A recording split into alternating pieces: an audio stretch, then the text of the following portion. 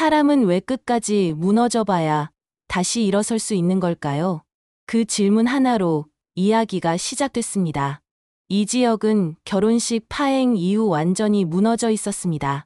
쓰러져 며칠 동안 일도 못하고 밥조차 제대로 삼키지 못했는데요.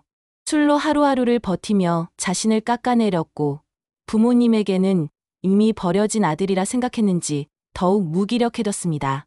내가 뭘 잘못한 걸까? 조건을 보고 결혼하려 했던 게 잘못이었나? 아니면 애초에 사랑 같은 걸 믿지 않았던 게 잘못이었나? 그는 스스로를 괴롭히며 잠에 취해 있었습니다. 그런데 어느 날 술에 잔뜩 취해 길을 걷다 우연히 작은 분식집 앞을 지나치게 됐습니다. 안에서는 부모와 함께 온 아이가 김밥을 먹으며 까르르 웃고 있었는데 그 모습이 유난히 눈에 들어왔습니다. 순간 지역은 알 수 없는 허무함에 휩싸였습니다. 저 아이는 아무 잘못도 없는데 세상을 이렇게 맑게 웃을 수 있구나. 그런데 난 뭘 하고 있지? 그는 비틀거리다 그만 길바닥에 주저앉아 버렸습니다. 주변 사람들은 이상한 눈빛으로 바라봤지만 아무도 다가오지 않았습니다. 결국 지역은 싸늘한 밤바람 속에서 그대로 의식을 잃고 말았습니다. 그런데 어느 날 응급실에서 눈을 뜬 순간 깨달은 게 있었습니다. 아무도 곁에 없을 줄 알았는데 여전히 곁에 남아있는 사람이 있었거든요. 바로 절친 박성재였습니다. 성재는 말없이 물을 건네며 너 이대로 살 거야? 내가 무너지는 건 괜찮은데 너 때문에 주변이 다 무너지는 거 안 보여? 라고 했습니다. 그 한마디가 지역의 가슴에 깊이 박혔습니다. 성재는 친구를 탓하지 않았습니다. 다만 무너진 채 숨어있기보다 다시 세상 앞에 서야 한다는 걸 일깨워줬던 겁니다. 한편 지은호는 달라지고 있었습니다.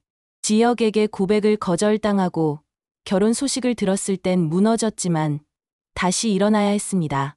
절친 수정에게 소개팅까지 나가면서 일부러라도 새로운 길을 만들려 했는데요.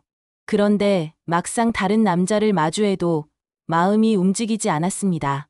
나 아직 그 사람을 못 잊었나 봐. 그녀는 웃으며 말했지만 눈빛 속의 흔들림은 감출 수 없었습니다. 그때 나타난 사람이 있었습니다. 바로 고성이었습니다. 고성이는 겉으로는 우아하고 부드럽게 다가왔습니다. 지은호 씨, 디자인 감각이 참 좋아요. 우리 회사 건물 리모델링도 맡아주면 어떨까요? 갑작스러운 제안이었지만 금액은 파격적이었고 조건도 너무 좋았습니다. 은호는 순간 자신이 인정받는 것 같아 감동했는데요. 하지만 그 이면에는 다른 속셈이 있었습니다. 고성이는 은호를 단순한 디자이너로 보는 게 아니었습니다. 그녀는 은호의 출생에 얽힌 비밀을 쥐고 있었고 은호를 이용해 자신이 원하는 대로 판을 짜려 하고 있었던 겁니다. 순진한 얼굴로 다 받아들이는구나. 내가 필요할 때 써먹기 딱 좋은 아이네. 속으로 그렇게 중얼거리며 은호를 더욱 올가매기 시작했습니다. 시간이 조금 흐르자 지역도 변화의 조짐을 보이기 시작했습니다. 그가 다시 몸을 추스른 건 다름 아닌 자존심 때문이었는데요. 아버지 이상철이 술에 취해 우리 장남은 이제 지환이다라고 말했던 소식을 전해 듣고 나서였습니다. 그래, 내가 아무리 무너져도 나는 사라지지 않아. 내가 보여줄 거야. 그는 다짐하며 새벽마다 조깅을 시작했고 이력서를 새로 작성했습니다. 처음에는 연거푸 떨어졌습니다. 이력서를 내면 연락조차 오지 않았고 돌아오는 길, 손에 쥔 서류 봉투는 점점 무겁게 느껴졌고 자존심은 바닥을 기고 있었습니다.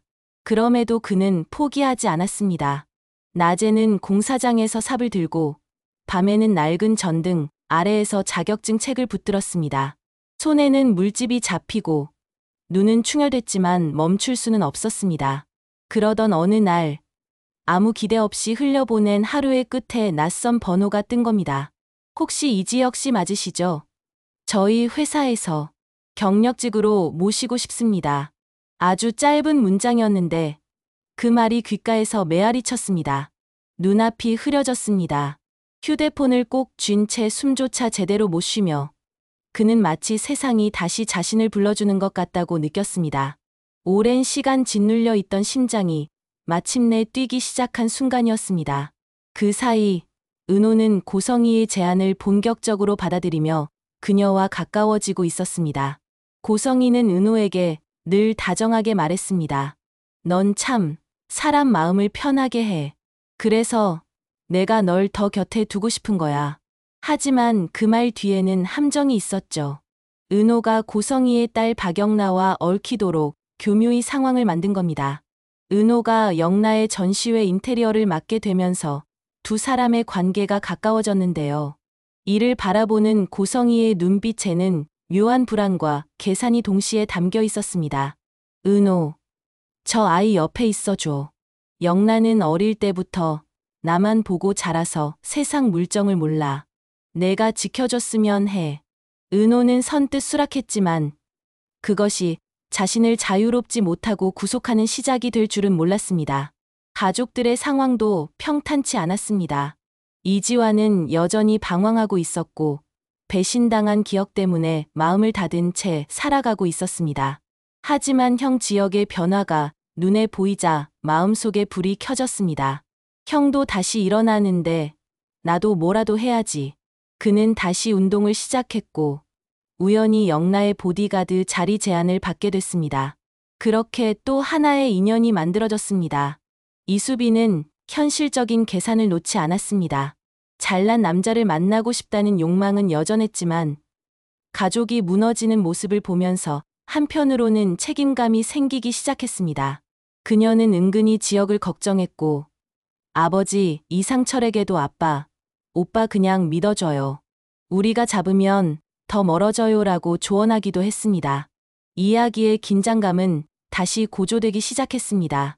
지역이 새 직장에서 첫 프로젝트를 성공적으로 마친 날, 우연히 카페 앞에서 은호와 마주친 겁니다.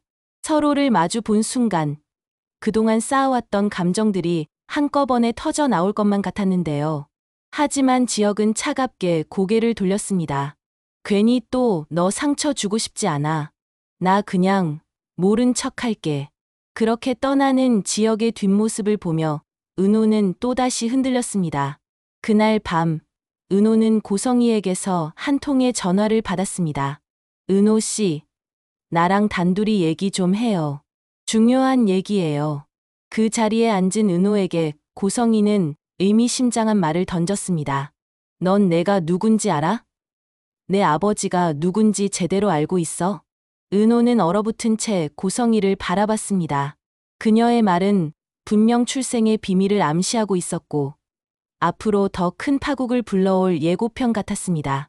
그렇게 무너졌던 지역은 다시 일어나고 있었고 순수한 은호는 고성희의 소나기에 점점 더 깊이 끌려 들어가고 있었습니다.